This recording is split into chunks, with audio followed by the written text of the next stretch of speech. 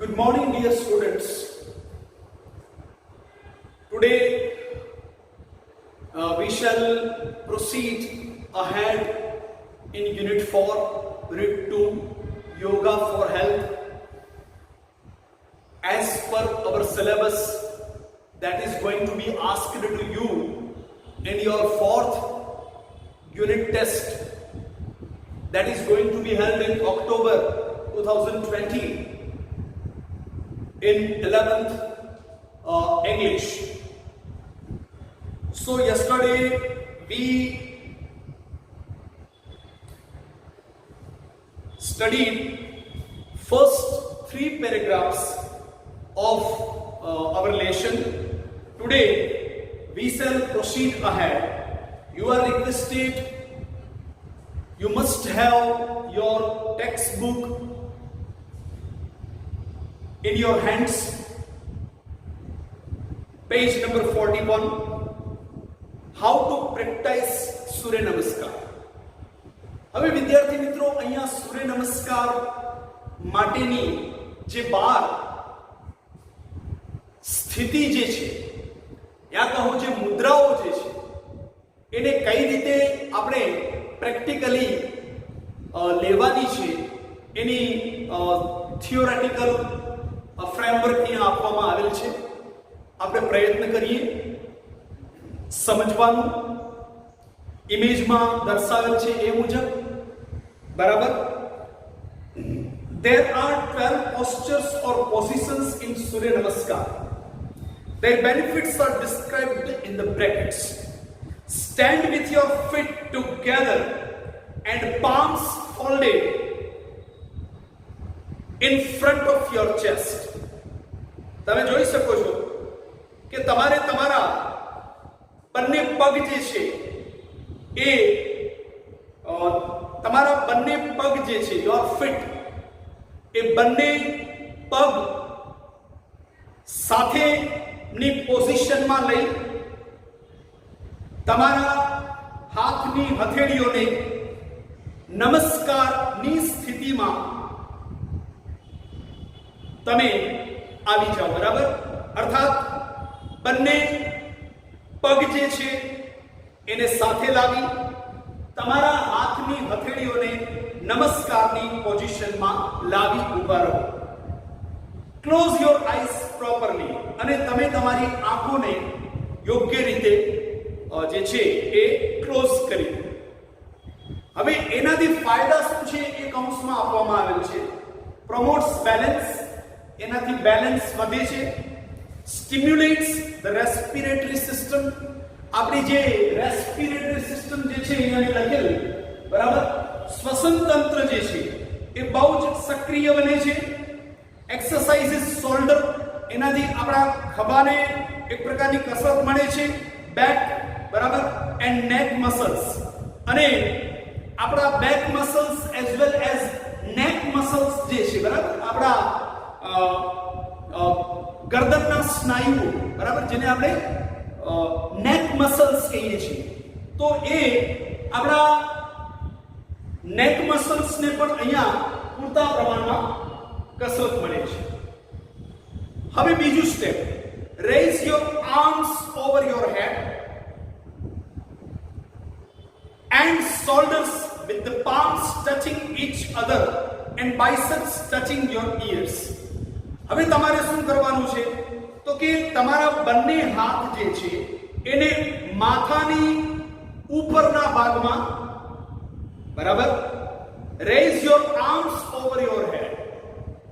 તમારે તમારા બંને હાથને આપણા બંને હાથની હથેળીઓને યા કહો કે બંને હાથને માથાની ઉપર તરફ લઈ જવાના છે. એન્ડ શોલ્ડર્સ, બરાબર, વિથ ધ પામ્સ, અને આપણા ખભા જે છે, બરાબર, એ બંને ખભા જે છે એ નજીક આવે તે રીતે આપણે હાથની હથેળીઓને જોડવાની છે. એન્ડ બાઇસેપ્સ ટચિંગ યોર ઇયર્સ, અને આપણી કોણીથી કરી અને ખભા સુધીનો ભાગ જે છે, બરાબર, અહીં મેં લખેલું છે બાયસેપ્સ, બરાબર. કોણીથી ખભા વચ્ચેના આગળના ભાગના સ્નાયુઓ જે છે એ આપણા કાનની નજીક આપણે લાવવાના છે, બરાબર. તો આમાં બીજું સ્ટેપ શું છે તો કે આપણે આપણા હાથ જે છે આપણા માથાની ઉપર અને આપણા ખભા તથા આપણા હાથની હથેળીઓ જે છે એ ખભા નજીક લાવી, બરાબર, and shoulders with the palms touching, બરાબર. આપણે આપણા ખભાઓને એવી રીતે જેને કહીએ ને કે પોઝિશનમાં લેવાના છે, બરાબર, કે આપણા હાથની હથેળીઓ જે છે, બરાબર, એ પરસ્પર એક થઈ જવી જોઈએ, બરાબર. ટૂંકમાં આપણે વિદ્યાર્થી મિત્રો અહીંયા બીજા સ્ટેપમાં તમે આકૃતિમાં જોઈ શકો છો, બરાબર, કે બંને હાથ જે છે, બરાબર, એ માથાની ઉપર ના ભાગમાં સીધી પોઝિશનમાં છે. ત્યાર પછી કોણી થી ખભા વચ્ચેનો ભાગ જે છે, અથવા એમ કહો કે એ બંને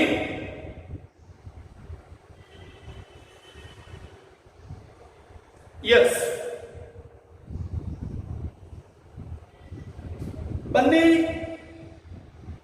ખભા જે છે, બરાબર, અને બંને હાથની હથેળીઓ છે, તમે જોઈ શકો છો ઉપરની તરફ, બરાબર, સીધી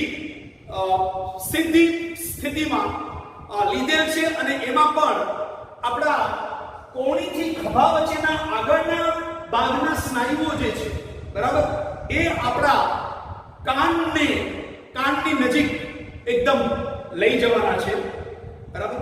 આપણા જે બંને કાન જે છે એને એ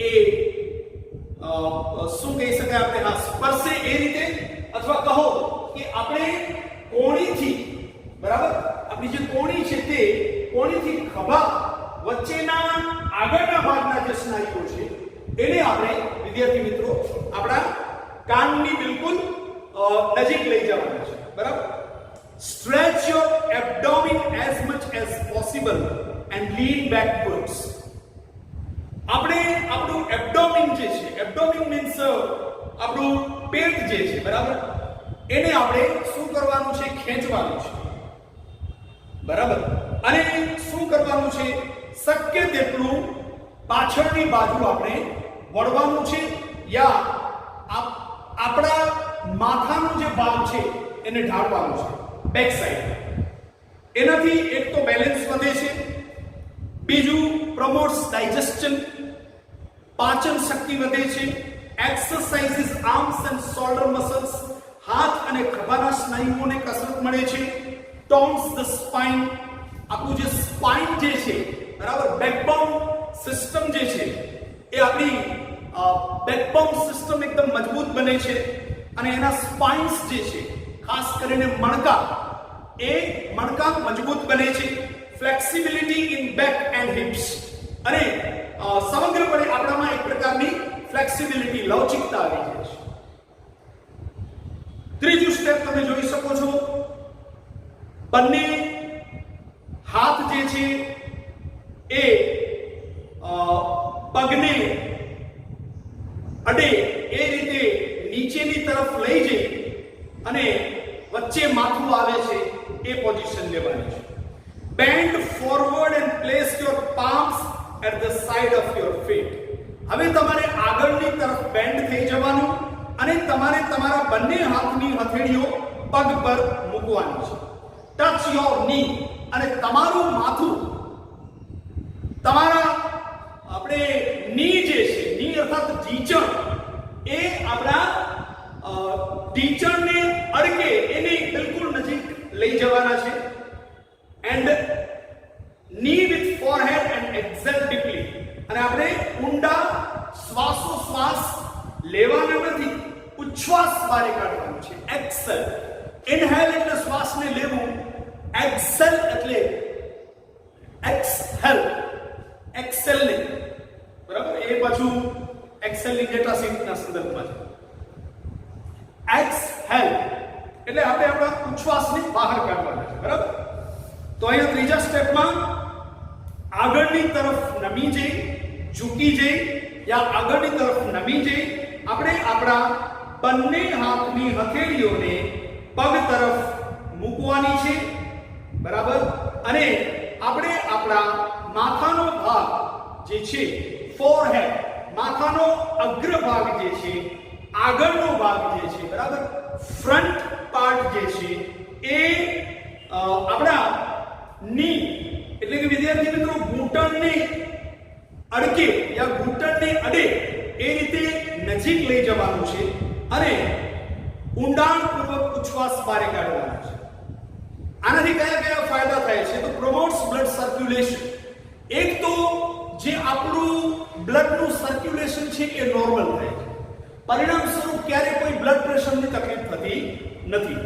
ટોન્સ એબ્ડોમિનલ ટ્રેક્ટ્સ, બરાબર, સમગ્રપણે આપણા જે પાચન તંત્રની જે વ્યવસ્થા જે છે, બરાબર, એના એક સ્નાયુને, બરાબર, હાડકાઓને કસરત મળે છે, એક્સરસાઇઝ મળે છે. પરિણામ સ્વરૂપ એ કસરત મળવાથી શું થાય છે? પાચન શક્તિ જે છે એ આપણી સક્રિય બને છે અને મજબૂત બને છે અને સ્વસ્થ બને છે. સ્ટ્રેચિસ બેક એન્ડ લેગ મસલ્સ.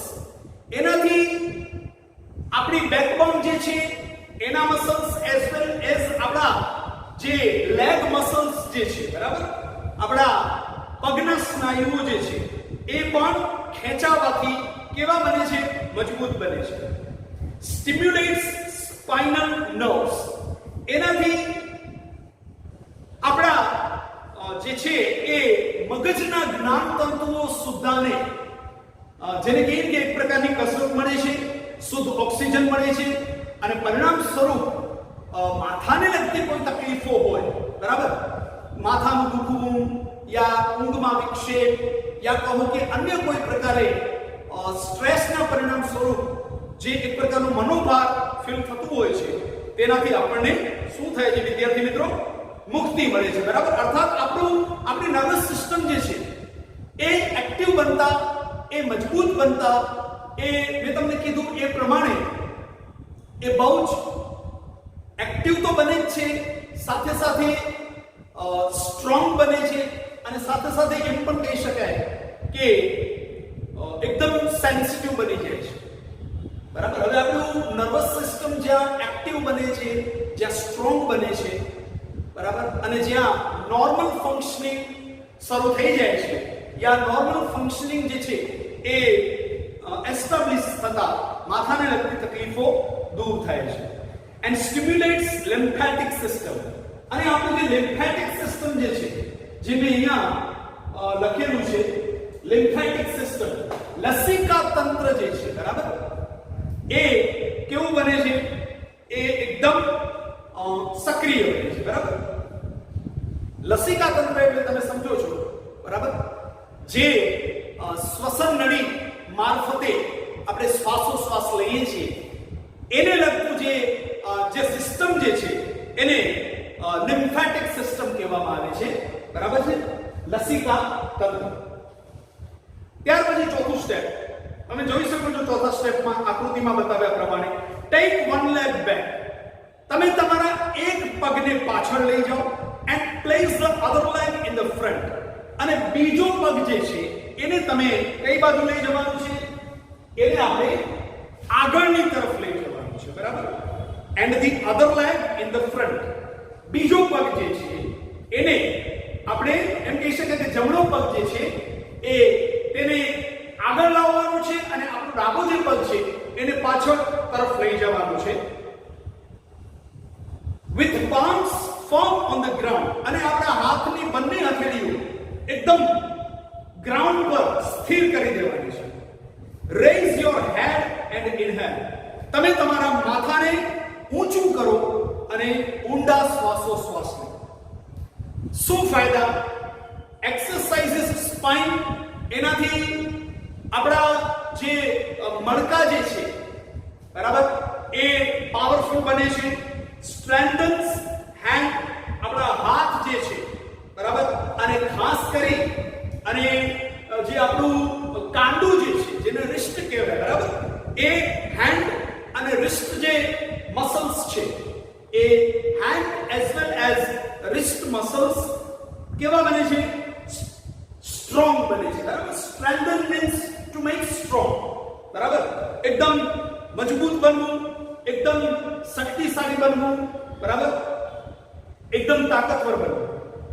ત્યાર પછી પાંચમું સ્ટેપ તમે જોઈ શકો છો આકૃતિમાં બતાવ્યા પ્રમાણે બરાબર.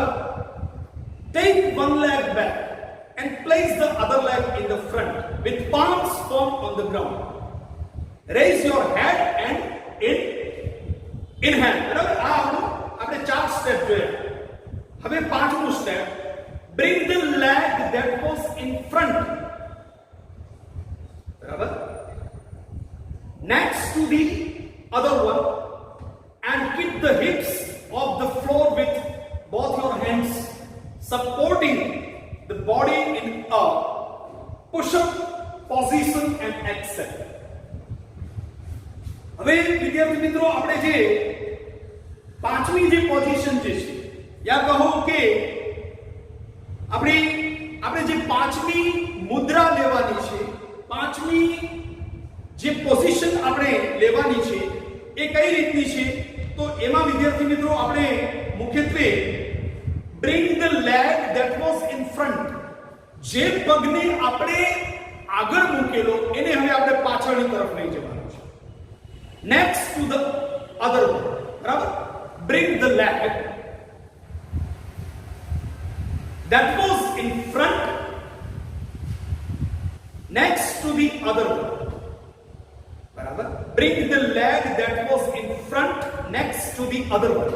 આપણે આપણું જે પગને આગળ મૂકેલો તેને આપણે પાછળની તરફ ખેંચી જઈ અને ડાબા પગની સરખે સરખો એને સ્થિર કરી દેવાનું છે. and keep the hips of the floor, અને આપણે with both your hands supporting the body in a push-up position and exhale. શું કરવાનું છે? with both of your hands supporting the body in a push-up position and exhale. અને સમગ્રપણે જાણે આપણું વજન જે છે એ આપણા બંને હાથની હથેળીઓ પર છે એવી રીતે આપણે બરાબર એ રીતે આપણે જે છે એ પોઝિશનમાં આવી અને ઊંડા શ્વાસ જે છે એ લેવાના નથી, બહાર કાઢવાના છે બરાબર. એક્સેલ એટલે તમે સમજી શકો છો આકૃતિમાં પાંચમી પોઝિશન તમે જુઓ, બંને પગ જે છે બરાબર, જે એક પગ આગળની તરફ હતો જમણો પગ એને પાછળની તરફ લઈ જઈ બંને પગને એક સરખી સ્થિતિમાં લઈ જઈ અને સમગ્ર જે ગરદનનો ભાગ જે છે બરાબર એ હાથ અને હથેળી ઉપર ટેકવી એને ઉપરની તરફ એટલે કે એને એક પ્રકારની પુશઅપ પોઝિશનમાં લઈ જઈ આને પુશઅપ પોઝિશન કહેવાય બરાબર. એકદમ પુશઅપ જે છે બરાબર એ પુશઅપ પોઝિશનમાં લઈ જઈ ઉચ્છ્વાસને બહાર કાઢવાનો છે. હવે એનાથી ફાયદા એક તો કે આપણું બ્લડ સર્ક્યુલેશન જે છે એ પાછું કેવું બને છે? સક્રિય બને છે, સંતુલિત બને છે, સામાન્ય બને છે બરાબર. પરિણામ સ્વરૂપ ક્યારે બ્લડ પ્રેશરની તકલીફ રહેતી નથી. સ્ટ્રેન્થન્સ ધ હાર્ટ, એનાથી આપણું હાર્ટ જે છે, આપણું હૃદય જે છે, યા કહું કે રુધિરાભિસરણ તંત્ર જે છે એ પણ બહુ જ સક્રિય બને છે, મજબૂત બને છે, પાવરફુલ બને છે બરાબર. અને સાથે સાથે એ મેં તમને કીધું એ પ્રમાણે સ્ટ્રેન્થન્સ ધ હાર્ટ, મજબૂત બને છે, સાથે સાથે બહુ જ સક્રિય બને છે અને એની જે એફિશિયન્સી જે છે બરાબર એ એમાં વધારો થાય છે. સ્ટ્રેન્થન્સ રિસ્ટ એન્ડ આર્મ મસલ્સ, એનાથી રિસ્ટ અને આર્મ મસલ્સ જે છે એ પણ મજબૂત બને છે, બરાબર. રિલીવ્સ નેક એન્ડ શોલ્ડર ટેન્શન, અને આપણા ગરદન અને ખભામાં કોઈ પ્રકારની ખેંચ હોય, કોઈ પ્રકારનો દબાણ કે દુખાવો હોય એ પણ દૂર થાય છે, બરાબર. અહીંયા મુખ્યત્વે હાર્ટને બહુ જ ફાયદો થાય છે, બરાબર, કે આપણું સમગ્રપણે રુધિરાભિસરણ તંત્ર એ બહુ જ ઇફેક્ટિવલી યા કહો કે એફિશિયન્ટલી ફંક્શનિંગ કરતું થઈ જાય છે, બહુ જ પાવરફુલ બને છે અને બહુ જ મેં તમને કીધું એ પ્રમાણે એક્ટિવ બને છે, બરાબર.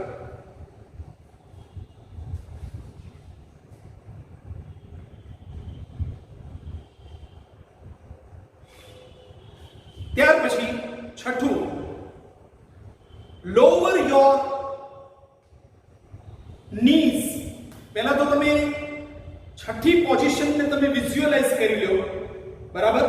તમે જોતા હશો જાણે આપણે કેમ કોઈ આપણા આરાધ્ય દેવ ને નમન કરતા હોઈએ એ પોઝિશન છે, બરાબર. એટલે અહીંયા તમારે શું કરવાનું છે? લોવર યોર નીઝ, બરાબર. Chest and forehead with your palms firmly on the ground next to your chest and elbows bent upwards. Hold your breath here. શું કરવાનું છે વિદ્યાર્થી મિત્રો? છઠ્ઠી પોઝિશન તમે જોઈ શકો છો. Lower your knees, બરાબર. Lower down your knees, chest and forehead, બરાબર. પછી શું કરવાનું છે? With your palms firmly on the ground next to your chest and elbows bent upwards. Hold your breath here. મેં તમને કીધું એ પ્રમાણે તમે છઠ્ઠી પોઝિશન જોઈ શકો છો. આપણે એકદમ આપણા ઢીંચણને, આપણું ચેસ્ટ એઝ વેલ એઝ આપણું માથું જે છે યા ગરદન જે છે, બરાબર, ખાસ કરીને યસ, બરાબર, આપણે આપણા ઢીંચણ as well as chest as well as આપણું જે ફોરહેડ જે છે એને નીચેની તરફ લાવી બંને હાથની હથેળીઓને સાઈડમાં લઈ અને આપણે શું કરવાનું છે?